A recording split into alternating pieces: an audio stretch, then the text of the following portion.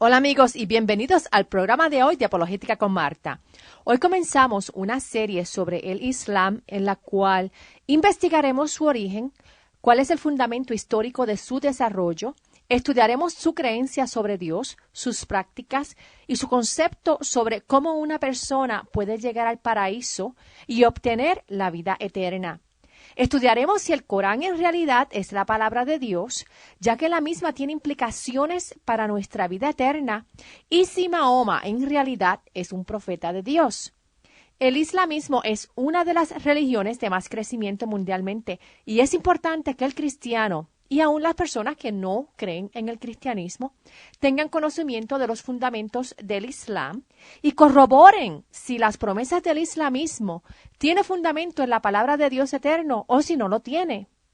Vamos a ver en dónde el islamismo se contradice a sí mismo y obtendremos unas herramientas que nos ayudarán a explicarle a nuestros familiares y amigos que el islamismo en realidad no representa al verdadero Dios, creador del universo, y vamos a aprender el por qué contradice la revelación que Dios nos dio de sí mismo en la Biblia.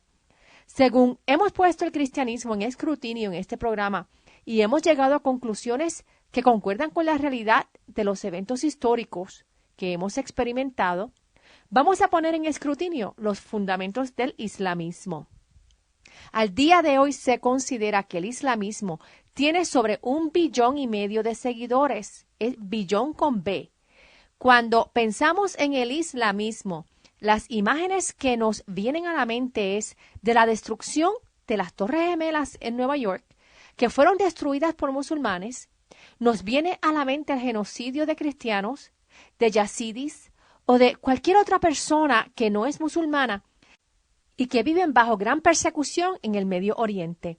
Miles y miles de personas, aún musulmanes, están perdiendo la vida mediante actos de terrorismo y persecución. Musulmanes shia están en guerra en contra de los musulmanes suní y ambos están en guerra en contra de los cristianos, los ateos, o en contra de creyentes de otras religiones. Vamos a ver el por qué el mismo Corán y Mahoma promueven estas guerras y estos genocidios que no han cesado de ocurrir desde el establecimiento del Islam en el 622 después de Cristo.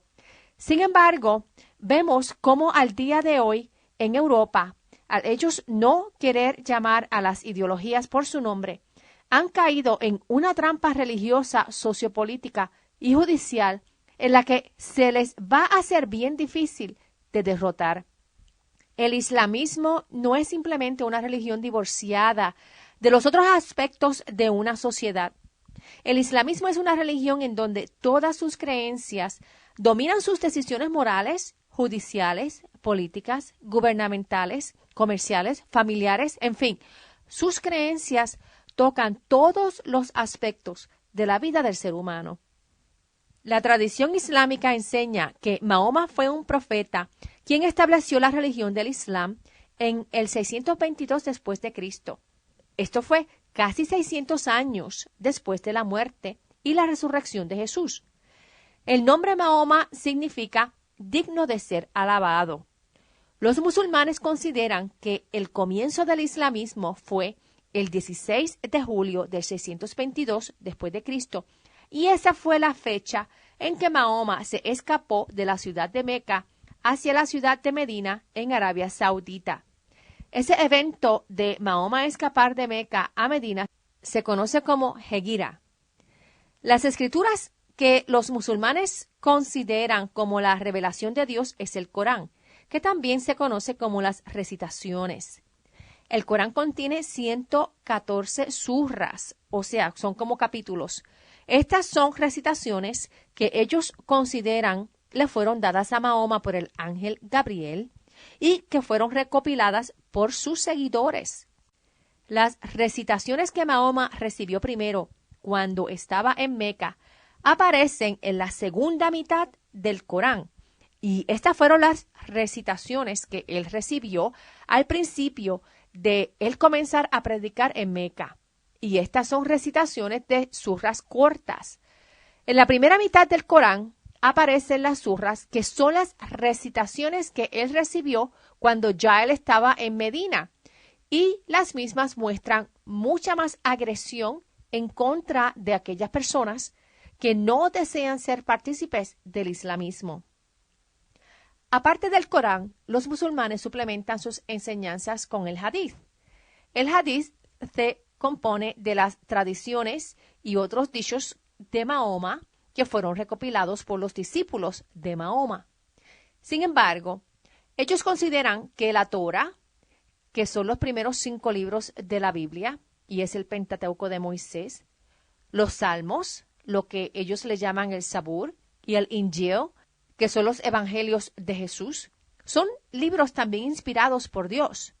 Sin embargo, los musulmanes consideran que la Biblia ha sido corrupta y cambiada con el tiempo, y la mayoría de los musulmanes no han leído ninguno de los libros que son parte de la Biblia. A los musulmanes se les ha inculcado desde pequeños que la Biblia ha sido alterada y que solo el Corán contiene la palabra incorrupta de Dios. Más adelante estudiaremos el fundamento de esta creencia y veremos el por qué el musulmán tiene un concepto erróneo sobre la confiabilidad de la Biblia. Los musulmanes consideran que el Corán es eterno, como Dios es eterno. Ellos creen que el Corán no fue creado y que él mismo fue recitado a Mahoma por el ángel Gabriel. Fíjate que esta idea de que el Corán es eterno tiene unas repercusiones enormes que en realidad, si se dan cuenta, lleva a los musulmanes a caer en el pecado imperdonable de shirk, que es blasfemia. Fíjate que si el Corán es eterno, ¿por qué entonces es diferente a otras revelaciones de Dios, como la Biblia? Hemos estudiado anteriormente en este programa el por qué sabemos que la Biblia es 99.9% correcta en haber sido copiada de los documentos originales. Otro problema que representa es que si el Corán es eterno, entonces tú tienes 2 seres con eternidad en el cielo. Tienes a Alá y tienes al Corán. Por lo tanto, esta creencia es contradictoria en el islamismo de que solo existe un ser eterno, y esto los lleva a cometer el mismo pecado imperdonable de shirk con el que ellos acusan a los cristianos a causa de la Trinidad. Aunque Mahoma se considera el fundador del islamismo, él es mencionado solamente 4 veces en el Corán. Aunque los musulmanes declaran que no existe un libro que se pueda comparar con el alto nivel literario del Corán, el 20% de los musulmanes indican que el Corán es bien difícil de comprender. Mahoma nació en el año 570 después de Cristo, en Meca. Sin embargo, no existe ningún documento de la época de Mahoma que documente eventos en su vida. Absolutamente nada que corrobore la historia de la vida de Mahoma. La primera biografía de Mahoma se escribió entre 140 a 150 años más tarde, luego de su muerte. ¿Qué problema ven ustedes con esto? Que han pasado más de 2 generaciones entre Mahoma y los que escribieron sus biografías. Significa que ninguna de las personas que escribió la biografía de Mahoma vivió en la época de Mahoma y que tampoco conoció a alguien que vivió en la época de Mahoma. Significa que los autores de la biografía de Mahoma no fueron testigos de los eventos en su vida. Esto es contrario a los testigos que escribieron la biografía de la vida de Jesús. Sabemos que los evangelios de Mateo, Marcos, Lucas y Juan fueron escritos por los mismos discípulos de Jesús o por alguien, como en el caso de Marcos y Lucas, que fueron acompañantes de discípulos de Jesús. Marcos trabajó en la obra de Dios con el apóstol Pedro y escribió el evangelio que lleva el nombre Marcos. Y Lucas trabajó con el apóstol Pablo. Sabemos que Mateo, Pedro, Juan y Santiago y 500 otros discípulos fueron testigos de la crucifixión y la resurrección de Jesús. Pablo fue testigo de haber visto a Jesús en más de una ocasión luego de Jesús haber resucitado. Por lo tanto, estos testigos fueron testigos presenciales de eventos en la vida de Jesús. Sin embargo, dentro del islamismo no existe evidencia histórica de la vida de Mahoma. Este punto es bien importante.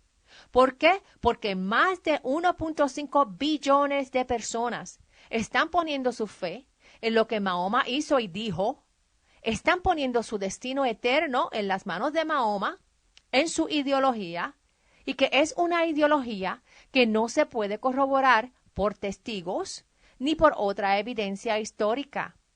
No existe evidencia arqueológica que confirme datos de la vida de Mahoma. En Meca está localizado el Kabal, que es un cubo que guardaba 360 ídolos. Todos los años, miles de personas hacen un peregrinaje a Meca para llevar a cabo un rito prescrito entre los 5 pilares del islamismo.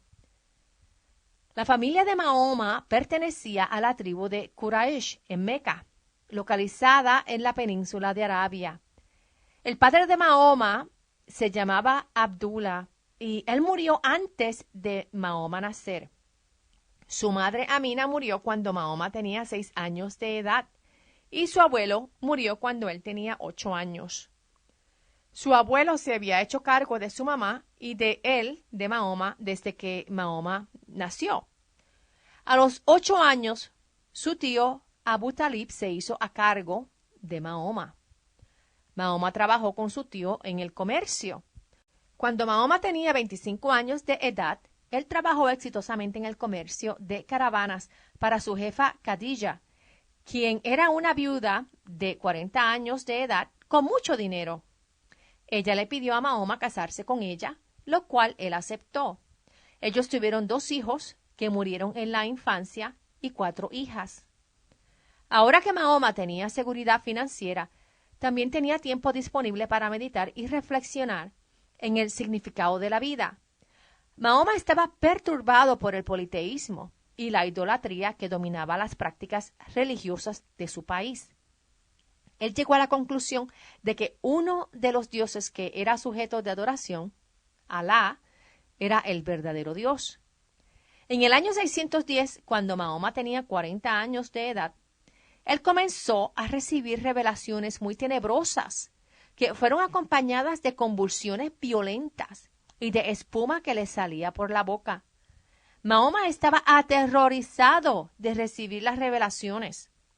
La versión generalmente aceptada sobre este evento es la que escribió Ibn Ishaq, quien escribió la biografía de Mahoma 140 a 150 años más tarde de la vida de Mahoma, y que supuestamente Mahoma recibió esta revelación del ángel Gabriel. Los críticos del islamismo indican que estas convulsiones parecen indicar posesión demoníaca en vez de una visita angelical. En ningún momento de su vida Mahoma fue visitado por Jesús, ni tuvo visiones con Dios. Sin embargo, cuando escuchamos historias y testimonios de personas que al día de hoy se han convertido del islamismo al cristianismo debido a sueños y visiones, sus testimonios indican que fue el ver a Jesús en sus sueños y visiones que lo convencieron de que Jesús es Dios. No fue el de ver al ángel Gabriel ni el de ver a Mahoma. Fue el simple hecho de ver a Jesús en sueños y visiones.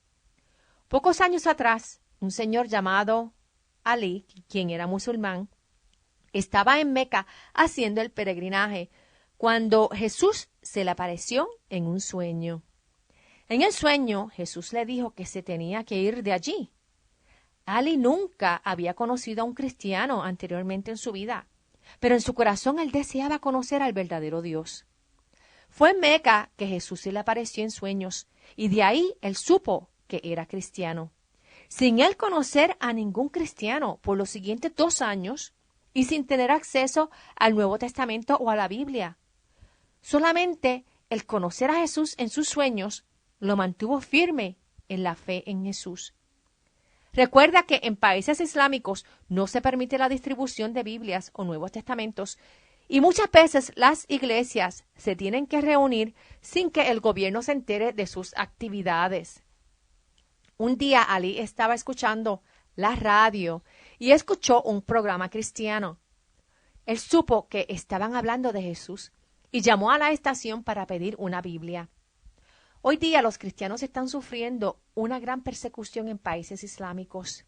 Están siendo sujetos a torturas, asesinatos, a raptos, a esclavitud y a genocidio sistematizado. Es imprescindible que oremos por nuestros hermanos y hermanas en la fe para que se mantengan firmes ante la persecución tan severa, que no nieguen la fe en Jesús como Dios y Salvador y el único camino a la vida eterna, y que se mantengan firmes hasta que nuestro Jesús mismo los reciba en el cielo eterno. Las revelaciones que Mahoma recibió continuaron hasta su muerte 22 años más tarde. Y estas revelaciones fueron coleccionadas sobre 150 años más tarde en el Corán. Los primeros 12 años de Mahoma fueron muy lentos para él propagar su religión. No cabe duda que Mahoma estaba predicando unas ideas que iban en contra de las prácticas religiosas en Meca. Las personas de esa época rechazaban su mensaje porque él los estaba llamando a que se arrepintieran de rendirle adoración a otros dioses. Recuerda que en el Kaaba había figuras de 360 dioses diferentes. Luego de Mahoma recibir sus primeras revelaciones, la primera persona que aceptó sus revelaciones fue su esposa Khadija y un comerciante amigo suyo llamado Abu Bakr. Abu Bakr fue el primer calif luego que Mahoma murió. Mientras Mahoma estuvo casado con Khadija, él fue monógamo. Pero una vez que ella murió, él comenzó a acumular esposas hasta acumular un total de 13 esposas. Lo que algunos musulmanes no saben es que Mahoma se casó con Aisha, quien era la hija de Abu Bakr, cuando ella tenía solamente 6 años de edad. Mahoma consumió su matrimonio con Aisha cuando ella tenía solamente 9 años de edad. Ella era aún una niña. Cuando Mahoma predicó en Meca, se hizo de muchos enemigos, ya que le estaba afectando el comercio religioso a la tribu de los Quraysh.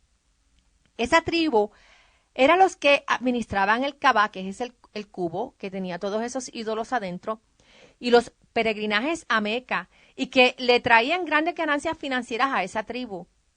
Al Mahoma predicar en contra de los otros dioses que tenían residencia dentro del Kaaba, afectaba las ganancias de la tribu. Mahoma se hizo de muchos enemigos que planificaron asesinarlo. Cuando él se enteró del plan que tenían de asesinarlo, él escapó a Medina, que en ese tiempo se conocía como la ciudad de Yatrib, y él vino a ser un magistrado en Medina, o sea, un juez. Este es el escape que les mencioné antes, que se conoce como Jeriga, y marcó oficialmente el comienzo de Islam en el 610 después de Cristo.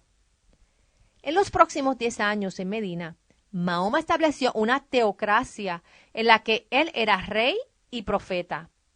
Mahoma y sus hombres atacaron y asaltaron caravanas, y con esas riquezas que robaban, ellos continuaban expandiendo su ideología. Mahoma propagó el islamismo mediante su poder militar. Él tomó propiedades y riquezas de los clanes judíos que vivían en Medina y también en Meca. Mahoma decapitó a sobre 600 hombres y a las mujeres y niños los sometían a la esclavitud, luego de muchos de ellos ser sexualmente abusados.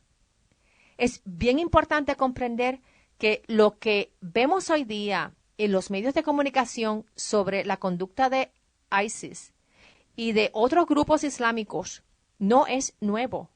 Vamos a ver más adelante que el mismo Corán da las instrucciones de ese tipo de conducta que vemos hoy día. Lo mismo que vemos hoy día de que personas que se rehúsan a seguir el islamismo son decapitadas públicamente, son torturadas o son sometidas a esclavitud, es la misma conducta que estableció Mahoma desde el comienzo del islamismo. No es que el islamismo de hoy se haya inventado la aceptación de ese tipo de conducta o que haya evolucionado recientemente.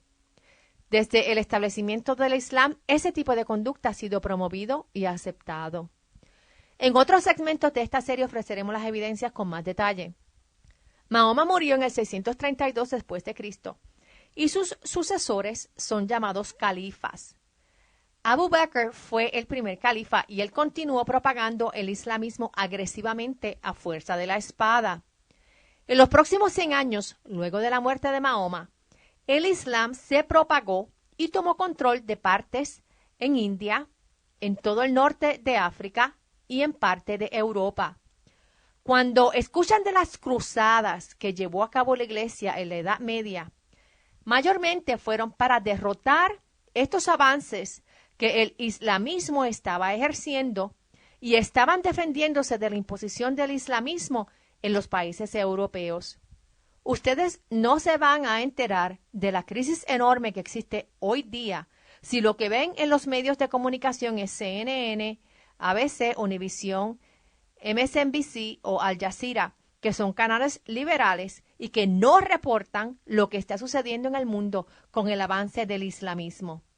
Hoy día estamos siendo testigos de cómo los musulmanes están operando para recapturar el Medio Oriente y Europa y eventualmente imponer el islamismo en el resto del mundo.